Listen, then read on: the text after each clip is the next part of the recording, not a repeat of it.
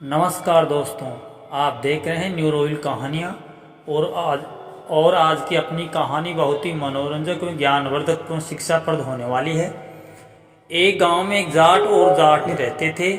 एक दिन जाटनी भैंस का दूध धोने बैठी तो उसके पेट से हवा निकल गई। जाटनी शर्मा गई। उसने महसूस किया कि ये तो बहुत बुरा हुआ, इस भैंस ने सुन लिया है। भैंस गवाले से कहेगी और गवाला सारे गांव से कह देगा, मेरी तो भारी फचीती हो जाएगी, अब क्या किया जाए। भैंस के कान के पास खड़ी होकर जाट ने उसे समझाने लगी। उसने भैंस से कहा, सुनो बहन, जो कुछ हुआ है उसे किसी से कहोगी तो नहीं। इसी बीच भैंस के कान पर एक मक्खी बैठी, इसलिए भैंस ने सिर हिलाना शुरू किया।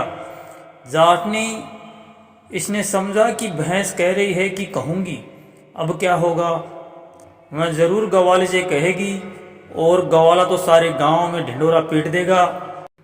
जाटनी घर के अंदर आई और सिर नीचा करके सोचने लगी। इसी बीच वहां जाट पहुंचा। उसने पूछा, अरे भाग्यवान, तुम उदास क्यों बैठी हो, क्या बात हो गई। तो जाटनी बोली, क्या कहूँ, बहुत ही गलत काम हो गया, मेरी तो जबान ही नहीं खुलती। जाट ने कहा, लेकिन कहो तो, ऐसी क्या बात हो गई। जाट ने सारी बात कह सुनाई। बोली, मैंने भैंस को बहुत समझाया, पर वह तो कहती है कि मैं तो सबको कहूँगी। अब भैंस कहेगी गवाले को और गवाला सारे गांव को कहेगा, तो गांव वालों को अपना मुंह कैसे दिखाऊंगी। जाट ने कहा, ये तो हमारी आबरू की बात है, हम गांव वालों को मुंह नहीं दिखा सकते।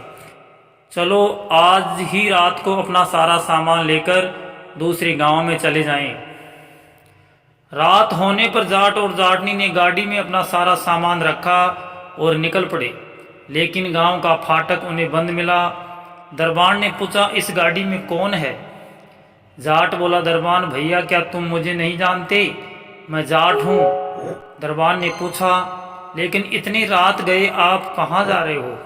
जाट बोले, भैया बात कहने लायक नहीं है, हमारे सिर पर भारी संकट आ पड़ा है, इसलिए हम गांव छोड़कर जा रहे हैं। दरबार ने पूछा, लेकिन कहिए तो सही कि ऐसा कौन सा बड़ा संकट आपके सर पर आ पड़ा है। जाट ने बात बताते हुए कहा, दरबान भैया तुम ही कहो, अब हम क्या करें। दरबान बोला, ओह, आप इसलिए गांव छोड़कर भागना चाहते हैं। आपके सम्मान भले आदमी गांव छोड़कर चले जाएंगे तो गांव का क्या हाल होगा।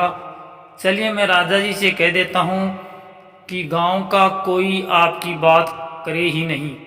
दरबार ने राजा से कहा और राजा को जाटनी की सारी बात कह सुनाई। राजा ने ढिंढोरा पिटवा दिया कि जाट की बहू यानी जाटनी की बात ना तो भैंस, ना ग्वाला और ना गांव का कोई आदमी करेगा। और जाट जाटनी वापस उसी गांव में सुखपूर्वक रहने लगे। दोस्तों, ये छोटा सा मजेदार किस्सा आपको कैसा लगा। अगर पसंद आया तो किस्से को लाइक, शेयर, अगर चैनल पर पहली बार आए हो तो चैनल को सब्सक्राइब भी जरूर करें। धन्यवाद।